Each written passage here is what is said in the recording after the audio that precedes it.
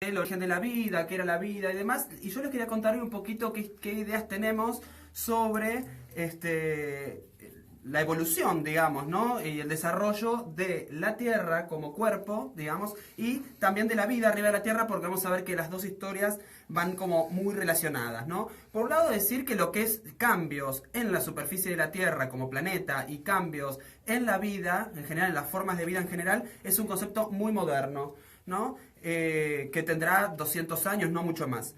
Durante 20 siglos en Europa, y principalmente en Europa, ¿no? Que es de donde deriva la ciencia moderna, se sostuvo que las formas de vida eran fijas y eternas, o sea que una especie no se podía convertir en otra, y además que las especies no tenían un origen, sino que existían desde siempre y que iban a existir por siempre, digamos, las formas de vida no podían extinguirse. O sea que Darwin era crucificado Por ahí. supuesto, pero todavía no existía, ¿no? Claro, pero digo, ponele. no había ideas de cambio, era un universo eterno. Estoy diciendo, vamos, estoy refiriendo a las ideas de Aristóteles, ¿no? Por si alguien las quiere buscar. ¿Qué había que hacer entonces? ¿Qué hacían los naturalistas en esa época? Todavía no existía el término el biólogo como tal, que también es muy moderno. Eran naturalistas, ¿no? Filósofos naturales. ¿Qué hacían? Lo que hacían era estudiar a los organismos, ordenarlos e intentar clasificarlos, ¿no? En una escala que la llamaban la gran escala del ser, que empezaba, era lineal y tenía que ver primero con los organismos más simples, ¿no?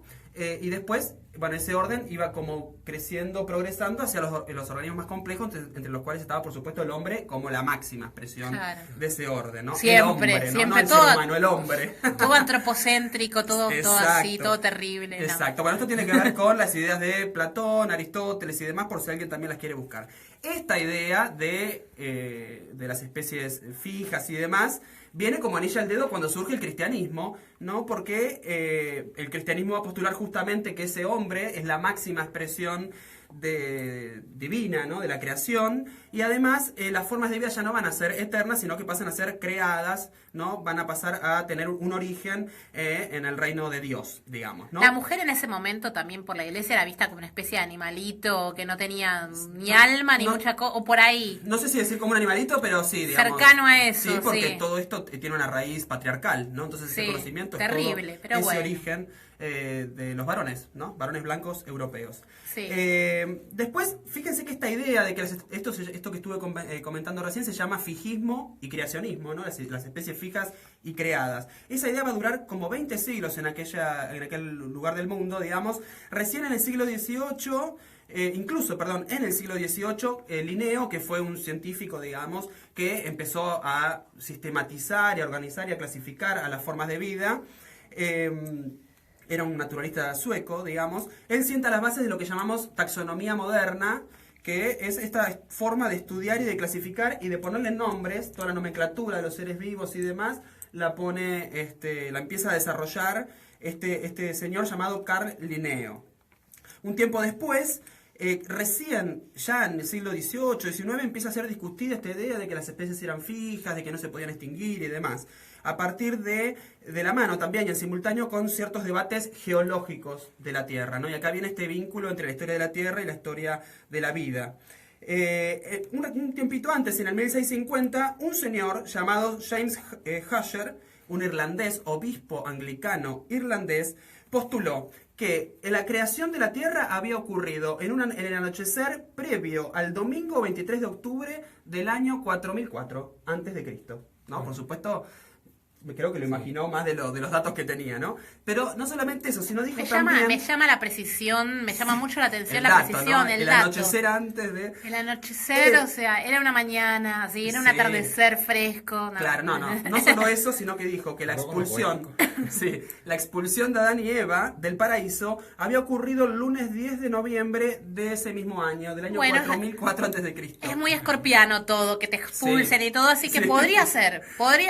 Y además dijo que el momento final del diluvio universal, que era, bueno, cuando supuestamente el arca de Noé llegó a un monte que se llama Monte Ararat, que es un monte que queda en Turquía, pero creo que es más una imagen, una figura metafórica, ¿no? Lo de este monte. Eso había ocurrido supuestamente el miércoles 5 de mayo del año 2348 antes de Cristo. ¿Qué quiero decir con esto? Que con estos datos se creía que la Tierra tenía 6.000 años nada más. Entonces, con estos datos y una Tierra tan joven, no se podía explicar por qué tenemos la superficie tan irregular que tenemos en la Tierra, con montañas, con volcanes, etcétera. Y tampoco podríamos pensar en procesos de cambio muy largos de una forma, de una especie en otra, ¿no? Eso llevaría mucho tiempo y no, esta cronología no encajaba en esas ideas, ¿no? Recién, ya en el siglo XVIII, sí, más siglo XIX, físicos, geólogos y demás debaten sobre la idea del tiempo. O sea, de qué edad tenía qué tiempo de existencia, mejor dicho, tenía nuestro planeta.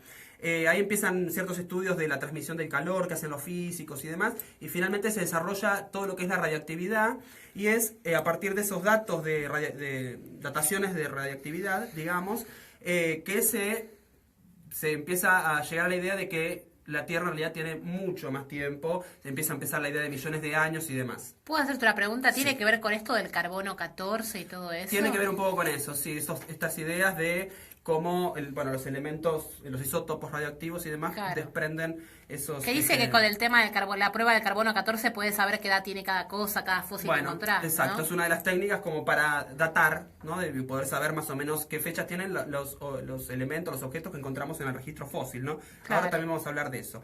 Entonces, en este contexto en el que se empieza a rever el tiempo de existencia que tiene nuestro planeta y empiezan a aparecer nuevas ideas de geología, de que la Tierra podría haber tenido cambios lentos a lo largo de muchos años, surge en el 1869 Charles Darwin, ¿no? Inglés, publicando su libro Del origen de las especies, donde propone también un proceso lento y gradual de cambios y de evolución de las especies y el mecanismo, ¿no? De evolución por selección natural que él plantea. Ya en un momento donde no lo crucificaban como en esa época antigua. Exacto. Y todo, ya acá puede hablar tranquilo. Sí, igual. O hasta ahí. No, hasta por ahí. Cuento una historia breve que dice cuando estaba dando una conferencia sobre estas ideas, había ahí también obispos, gente, ¿no?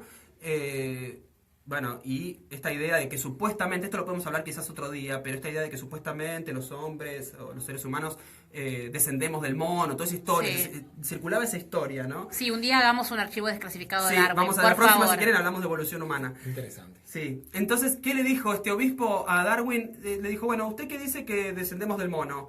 Dígame, ¿descendemos por parte de padre o de madre? Le preguntó irónicamente, ¿no? Bueno, nada, después si quieren la próxima hablamos porque no es tan así la idea de esto de si descendemos del mono o no, No, pero no, lo podemos claro. conversar. ¿Qué quiero decir con esto?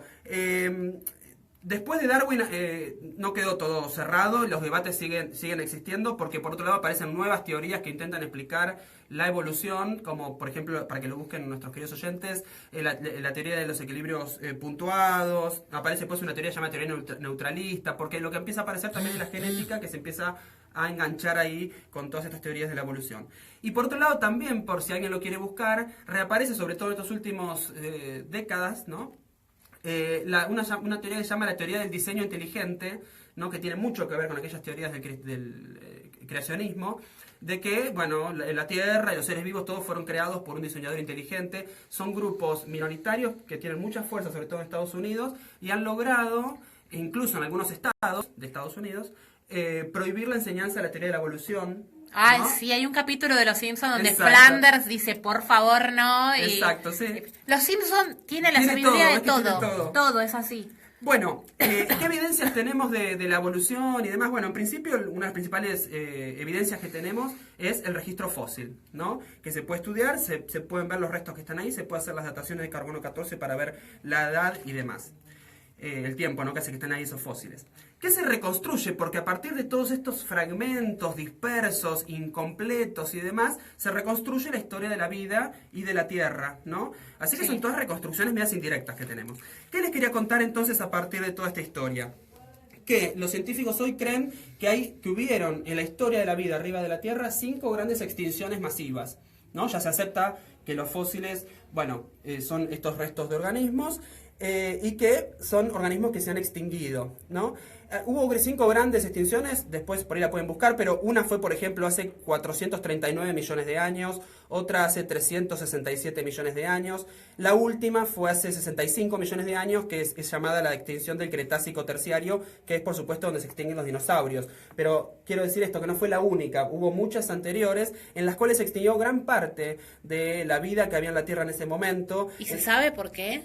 Bueno, hay distintas hipótesis. Yo me adelanto a todo de la curiosidad. Extinciones, por ejemplo, en la primera se extinguió el 85% de la vida que había sobre el planeta.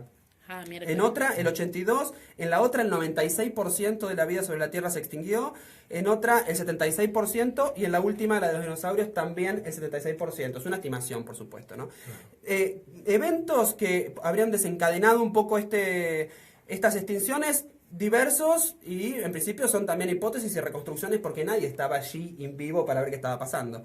No. Pero, por ejemplo, en algunos casos se habría producido por glaciaciones, o sea, periodos en el que la Tierra pasa que, bueno, hay como enfriamientos más así a nivel global y eso habría llevado a que muchas especies no pudieran sobrevivir. Otros también por erupciones volcánicas masivas en todo el planeta que habría hecho que el planeta se llene de humo, de gases y demás. Qué linda, me hubiese gustado sacar fotos de eso. Muy inhóspito esa vida. Y les quería contar una nota particular que salió esta semana de lo que sería la tercera extinción masiva, que se llama la extinción del Pérmico-Triásico, que tiene que ver algo ahí en argentino. Porque parece que en el 1992 un grupo de científicos estadounidenses hicieron unos estudios cerca de la zona de las Islas Malvinas y que encontraron como que habría algunas evidencias de un supuesto cráter subacuático, digamos, no sobre las islas, sino cerca, pero a nivel abajo del océano, digamos, del mar. Esto medio quedó en el olvido y estos últimos tiempos un argentino llamado Maximiliano Roca, él es analista en sistemas, fanático de la geología, y pidió esos datos, lo empezó a investigar, se contactó con gente, empezó a hacer como unas investigaciones y encontró evidencias de que este cráter aparentemente existe a partir de ciertos estudios geológicos gravitatorios, de magnetismo de la superficie de la Tierra y demás. Este cráter estaría allí, muy cerca de las Islas Malvinas, abajo del agua. En principio tendría un diámetro de 300 kilómetros, o sea, algo grande en serio. Casi una isla. Sí, casi una isla. El asteroide, en principio que habría chocado, podría haber sido un asteroide de 15 kilómetros de diámetro, o sea, algo muy grande. Bueno, y esto es una teoría que si se confirma va a cambiar un poco esta historia que estoy contando, porque podríamos empezar a pensar que la tercera extinción, la del Pérmico-Triásico, se habría generado a partir de este impacto, que es un dato nuevo. Que eso es mucha gente, igual en algunas películas lo viene diciendo, ¿no? Como que cuenta que hubo un meteorito, entonces fue como filtrando para el lado de la ciencia ficción, se fue filtrando eso. Pero no tanto con estas extinciones que estoy contando, sino sí con la de los dinosaurios, que es la última. Claro. En la del meteorito en general la asociamos a esa, ¿no? Que es una de las principales teorías. Hay diversas teorías de por qué se extinguieron estos dinosaurios. Algunas hablan de una supuesta epidemia, otros hablan de cambios también climáticos tipo enfriamiento, otros hablan de que quizás tendrían que haber competido con los mamíferos en cuanto a los recursos. Incluso los mamíferos también se devoraban los huevos que ellos ponían, entonces eso habría hecho que no se pudieran reproducir como debía. Y les traje acá una foto porque los mamíferos ya existíamos en esa época, pero no con formas como existimos ahora, sino estos. Ah, fíjate. Bueno, después lo vamos a subir a las redes sociales para que los oyentes los puedan ver, pero si están viendo por Facebook lo van a poder ver. Parece unos hormigueros. Eran mamíferos, en esa época ya existíamos. Pero teníamos forma tipo ratones, éramos insectívoros como nocturnos. Los del bar. Sí. Como por eso hicieron el bar de ratas allá, sí, porque era como éramos antes, para recordarnos así. ¿Qué pasó? Estos bichos, estos mamíferos, eran predados, digamos, por los dinosaurios, o sea, los dinosaurios se los comían. Cuando se extinguen los dinosaurios, no hay más predador, estos mamíferos empiezan a reproducirse y a generar distintas... A desarrollarse. Claro, y a generar, por proceso que se llama de especiación, o sea, distintas especies a partir de estas formas, y eso es lo que había permitido a los mamíferos como conquistar un poco el planeta, ¿no? Claro. Así que bueno, algunas cositas más y como para ir llegando ya al final. Esta extinción, la última, la de los dinosaurios, la hipótesis más firme también es la del supuesto asteroide que chocó contra la Tierra, pero no en la zona de Malvinas, sino en la zona de Yucatán, en México. Sí. Hay un cráter como de 200 kilómetros que aborda una parte del continente de México y sigue por abajo del océano. Bueno, acá tengo una tabla, después también por si quieren la podemos compartir. la tabla dice los efectos que se produjeron en la Tierra en el momento del impacto. Eso ya está más corroborado, digamos, que lo otra teoría. Son reconstrucciones, ¿no? Tampoco es que podríamos decirlo a ciencia cierta, pero se cree que habría pasado algo así. Al segundo del impacto, aniquilación alrededor de la zona de impacto de 300.000 kilómetros cuadrados, o sea, un efecto muy fuerte en esa zona, ¿no? Al minuto, terremotos de escala 10 de Richter, o sea, algo enorme, y además que esto se empieza a desestabilizar como la corteza y pasa algo a nivel global, no solamente en la zona de impacto, ¿no? Ignición espontánea de bosques, materiales que salen eyectados y cruzan Norteamérica, tsunamis que barren las márgenes costeras también a nivel así más global. Los volcanes también empiezan a hacer erupciones, digamos, un cataclismo realmente. En ese contexto, la extinción final de los dinosaurios se produce aparentemente a los 100.000 años de ese impacto. Y bueno, mueren, todos mueren. Después de 2.500 millones de años, el ecosistema habría vuelto a la normalidad. En el siglo XX hicieron Jurassic Park y volvieron a la vida. Si tuviésemos los dinosaurios ahora, estuviésemos escondidos. Estaríamos escondidos porque tenemos predadores, ¿no? Nos estarían morfando como locos. Bueno, nos vamos a ir a un